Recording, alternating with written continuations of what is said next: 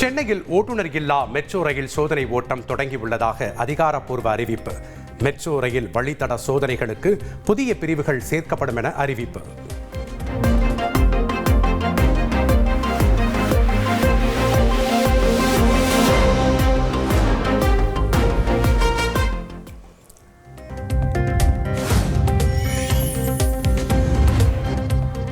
தூத்துக்குடியைச் சேர்ந்த பிரபல rowdy high court மகாராஜாவை சுட்டுப்பிடித்த போலீசார். சென்னை கிண்டி ரேஸ்கோர்ஸ் அருகே தப்பி ஓட முயன்றதால் சுட்டுப்பிடித்த தனிப்படை. நாட்டு துப்பாக்கி பறிமுதல்.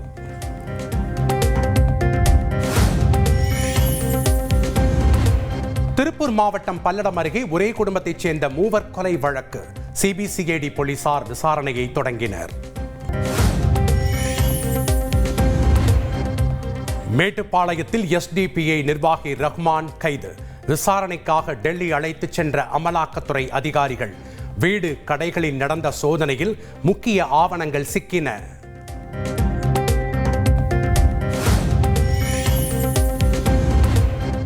திருப்பதி ஏழுமலையான் கோயிலில் நடிகரும் பாடகருமான மனு குடும்பத்தினருடன் தரிசனம். கலைத்துறையில் உள்ள அனைவரும் நலமுடன் இருக்க வேண்டும் என வேண்டிக் கொண்டதாக பேட்டி.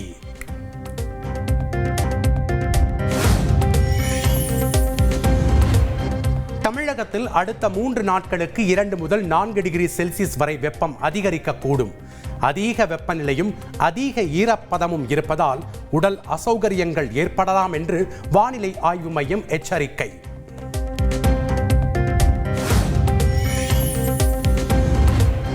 சென்னை வந்தார் கேரள முதலமைச்சர் பினராயி விஜயன்.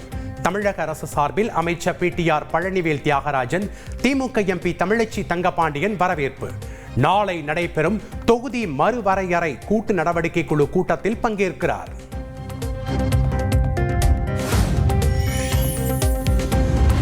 தமிழகத்தில் ஒரே நாளில் நடந்த 4 கொலை சம்பவங்கள் தொடர்பாக சட்டப்பேரவையில் அதிமுக கவன ஈர்ப்பு தீர்மானம். முதலமைச்சர் ஸ்டாலின், எதிர்க்கட்சி தலைவர் இபிஎஸ் இடையே காரசார விவாதம். ஈரோடு சம்பவம் பழிவாங்கும் நடவடிக்கை என விசாரணையில் தெரிய வந்திருப்பதாக முதலமைச்சர் விளக்கம்.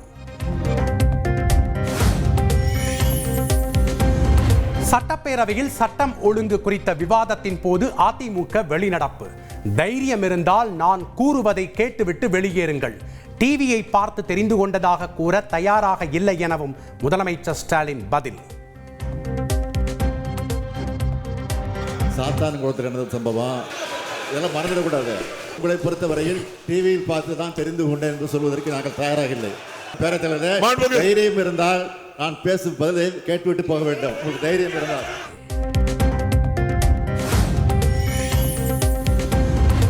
தினமும் கொலை தொடர்பான அறிக்கையை சமர்ப்பிப்பதுதான் திமுக ஆட்சியின் சாதனை என இபிஎஸ் விமர்சனம். காவல்துறை கைகட்டி வேடிக்கை பார்க்கும் நிலையில் உள்ளதாகவும் குற்றச்சாட்டு.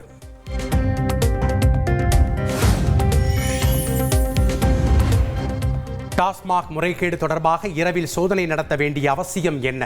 மார்ச் 25 வரை எந்த நடவடிக்கையும் எடுக்கக்கூடாது என அமலாக்கத்துறைக்கு சென்னை உயர்நீதிமன்றம் உத்தரவு.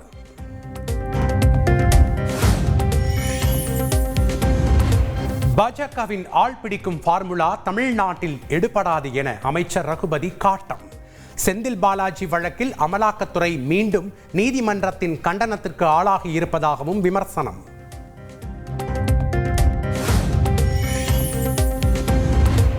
ஓய்வு பெற்ற எஸ்ஐ ஜாகிர் ஹுசைன் கொலை வழக்கில் நெல்லை நுண்ணறிவு பிரிவு முன்னாள் உதவி ஆணையர் சஸ்பெண்ட்.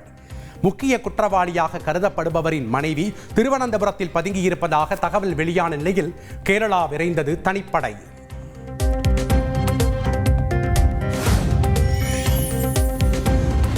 சென்னையில் பிங்க் ஆட்டோ 2ஆம் கட்ட திட்டத்திற்கு அடுத்த மாதம் 6ஆம் தேதி வரை பெண்கள் விண்ணப்பிக்கலாம் என அரசு அழைப்பு.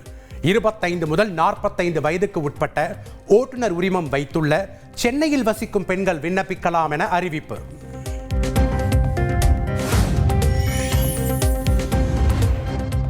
அசாமில் பாலம் கட்டுமான பணிக்கு அடிக்கல் நாட்டச் சென்ற போது ரிப்பனுக்கு பதில் நூல் இருந்ததால் எம்எல்ஏ ஆத்திரம். ஒப்பந்த தொழிலாளரை வாழை மரத்தை கொண்டு தாக்கியதால் பரபரப்பு.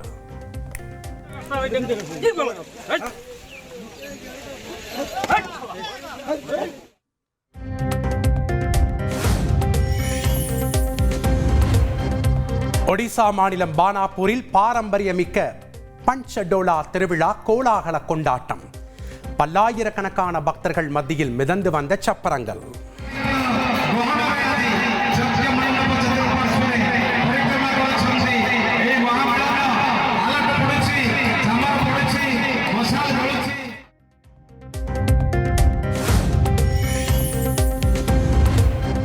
அமெரிக்க பொருட்களுக்கான இறக்குமதி வரியை இந்தியா குறைக்கும் என அமெரிக்க அதிபர் ட்ரம்ப் நம்பிக்கை.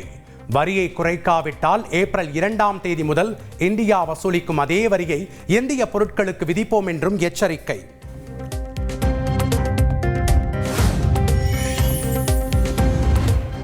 நாளை கோலாகலமாக தொடங்குகிறது IPL தொடர். IPL கோப்பை முன்பாக ஒன்றாக புகைப்படம் எடுத்துக்கொண்ட 10 அணிகளின் கேப்டன்கள். IPL தொடக்க விழாவை 13 இடங்களில் நடத்த BCCI திட்டம் என தகவல்.